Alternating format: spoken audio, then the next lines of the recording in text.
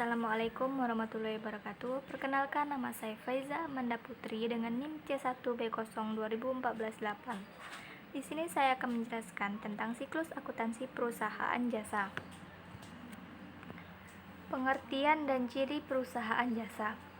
Pengertian perusahaan secara otomatis merupakan suatu lembaga atau perkumpulan dari beberapa orang atau selaku pendiri yang melakukan kegiatan bersifat ekonomi dan sosial pada suatu masyarakat dengan tujuan memperoleh laba.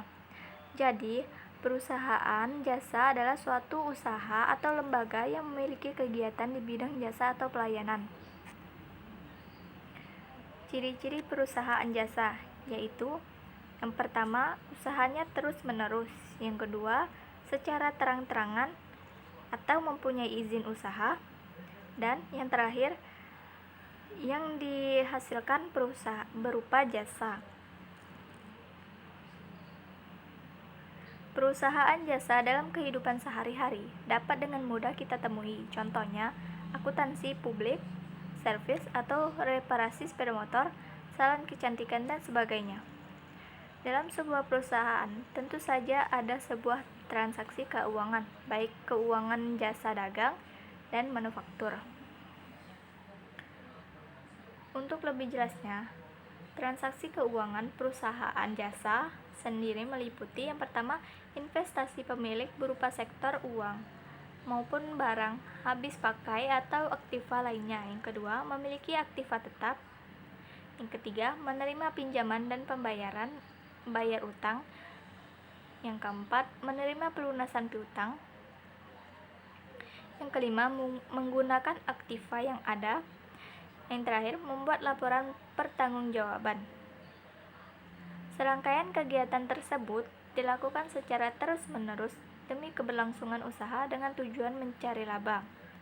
Proses akuntansi berperan pada kegiatan ini, mulai terjadi transaksi, pencatatan transaksi, laporan, menganalisa, sampai dengan meramalkan kegiatan mendatang.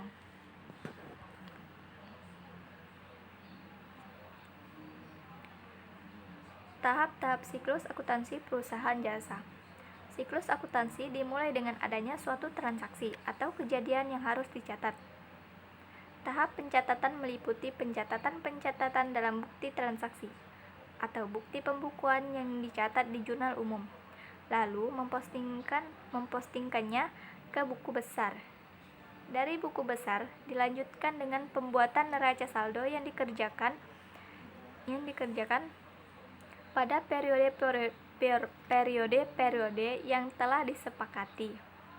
Selanjutnya, pembuatan jurnal penyesuaian, kertas kerja secara laporan keuangan yang data dan angkanya selanjutnya dimasukkan dalam buku besar.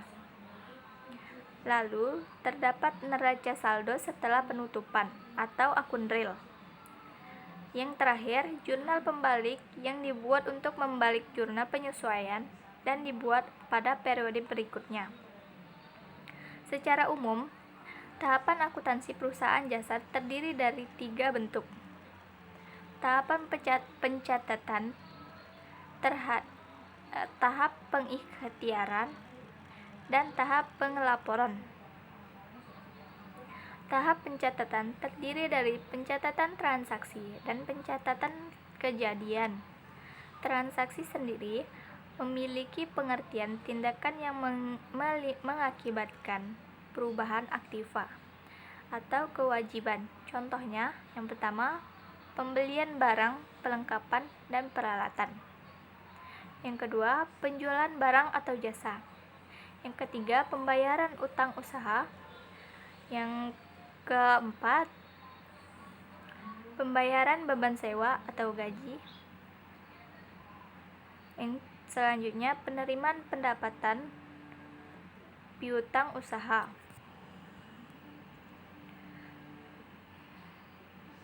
Sedangkan pencatatan kejadian merupakan tindakan yang terjadi di dalam perusahaan atau transaksi internal.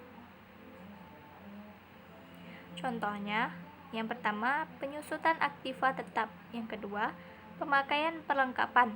Yang ketiga, pembentukan cadangan piutang tak tertagih. Tahap yang kedua merupakan tahap pengihtisaran.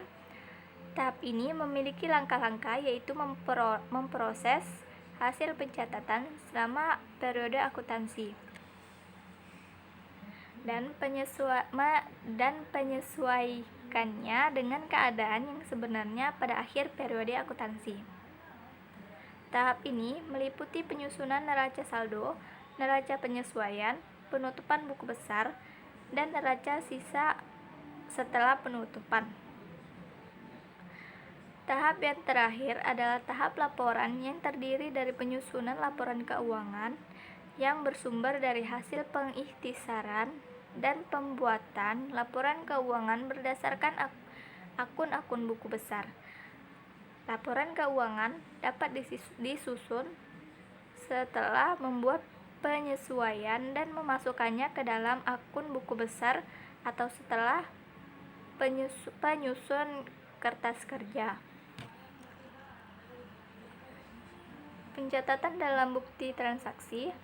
Bukti transaksi merupakan bukti nyata akan adanya transaksi yang dilakukan dalam suatu bisnis.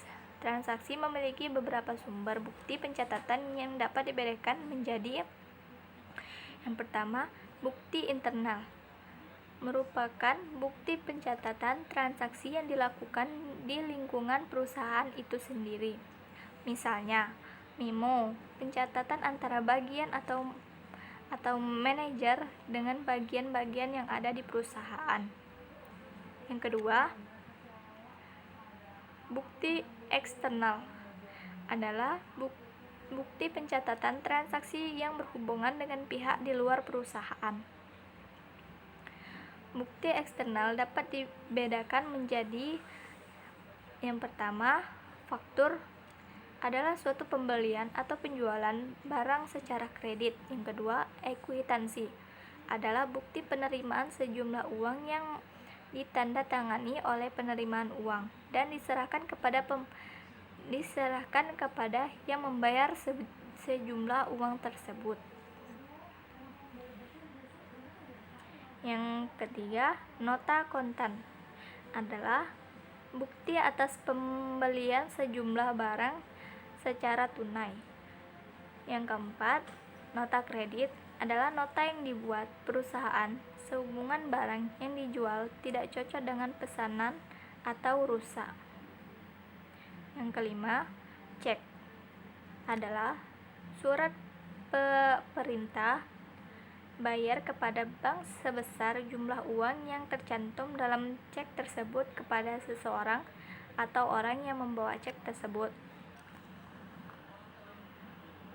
Setiap bukti transaksi yang akan dicatat ke dalam jurnal perlu dianalisis terlebih dahulu. Hal yang perlu diperhatikan dalam menganalisis transaksi: yang pertama, menentukan pengaruh penambahan dan pengurangan harta, utang, modal, pendapatan, dan beban. Yang kedua, menentukan perkiraan apa saja yang dipengaruhi oleh transaksi tersebut. Yang ketiga, menentukan debit dan kredit dari akun yang bersangkutan. Yang keempat, menentukan jumlah yang harus didebit atau dikreditkan. Hal ini merupakan penerimaan sistem pembukuan berpasangan, yaitu setiap transaksi yang terjadi akan dicatat dalam dua sisi, sehingga jelas pengaruhnya terhadap harta, utang, modal, pendapatan, dan biaya. Prinsip utama sistem ini adalah setiap transaksi akan dicatat dengan mendebit dan mengkreditkan dari suatu unit atau lebih dengan jumlah yang sama. Transaksi-transaksi yang dikumpulkan selanjutnya dikumpulkan dalam suatu jurnal. Jurnal adalah alat untuk mencatat transaksi perusahaan yang dilakukan secara kronologis atau berdasarkan urutan waktu. dengan menunjukkan akun yang harus didebit dan dikreditkan beserta jumlahnya masing-masing. Jurnal sendiri merupakan pencatatan pertama setelah adanya bukti transaksi sebelum dilakukan pencatatan dalam buku besar, sehingga jurnal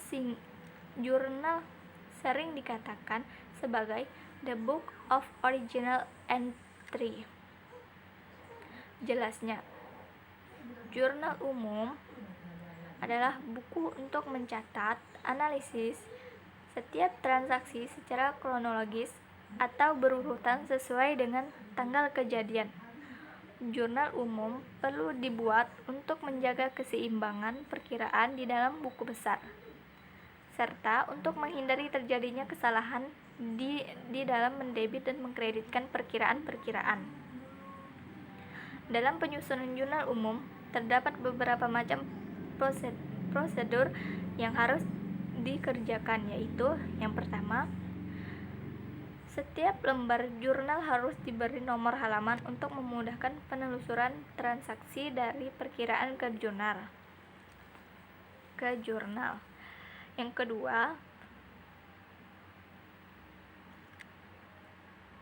tahun pembuatan jurnal harus dicantumkan pada awal lembar jurnal sebelah kiri atas. Yang ketiga, tanggal dan bulan dicatat pada kolom tanggal dan harus berurutan sesuai dengan transaksinya. Yang keempat, perkiraan yang didebit ditulis menepi ke kiri pada kolom uraian. Yang kelima, perkiraan yang dikredit ditulis di tepi ke kanan pada kolom uraian. Yang keenam, jumlah yang didebit ditulis pada kolom debit. Yang selanjutnya, jumlah yang dikredit ditulis pada kolom kredit. Untuk setiap jurnal, dibuat garis penutup dan memisahkannya dengan jurnal lain. Kolom referensi dan digunakan sebagai referensi silang.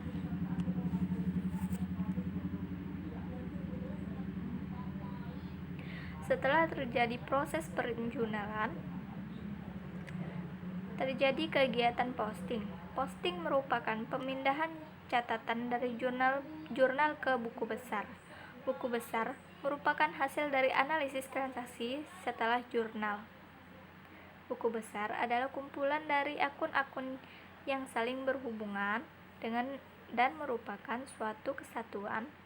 Misalnya, pada semua akun yang digunakan dalam pembukuan sebuah perusahaan, kegiatan posting memerlukan 4 tahap, yaitu yang pertama, membuat rekapitulasi jurnal. Yang kedua, penyortasian rekening yang akan diisi dengan data rekapitulasi. Yang ketiga, pencatatan data rekapitulasi dalam rekening yang bersangkutan. Yang keempat, pengembalian rekening terhadap arsip pada urutannya semula.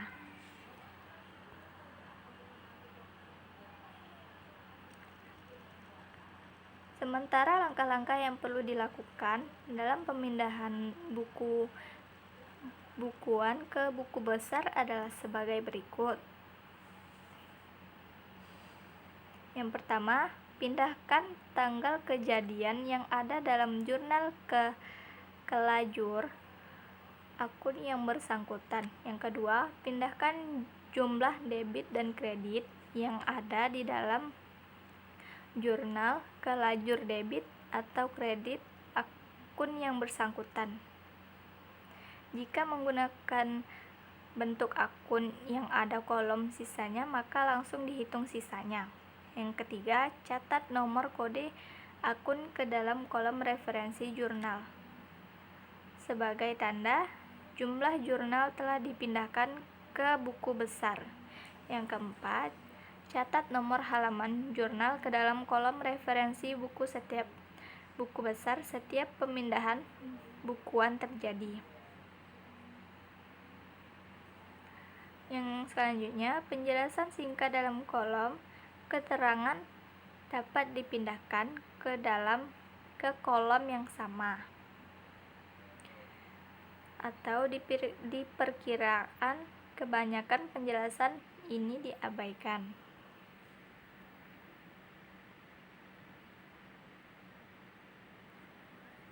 Angka selanjutnya yaitu terjadi kegiatan pencatatan neraca saldo. Neraca saldo ini merupakan pencatatan yang terdiri dari semua transaksi yang terjadi selama periode berjalan di posting. Neraca saldo berguna untuk menguji pembuatan neraca debit dan kredit dalam akun buku besar, mempermudah penyusunan laporan keuangan dan memeriksa kembali keseimbangan dan kebenaran jumlah debit dan kredit setiap akhir periode yang ada dalam buku besar. Pencatatan neraca saldo diambil langsung dari saldo rekening buku besar yang belum dilakukan penyesuaiannya. Baiklah, hanya itu yang dapat saya sampaikan. Kurang lebihnya saya mohon maaf. Saya akhiri, wabillahi taufiq wal hidayah. Wassalamualaikum warahmatullahi wabarakatuh.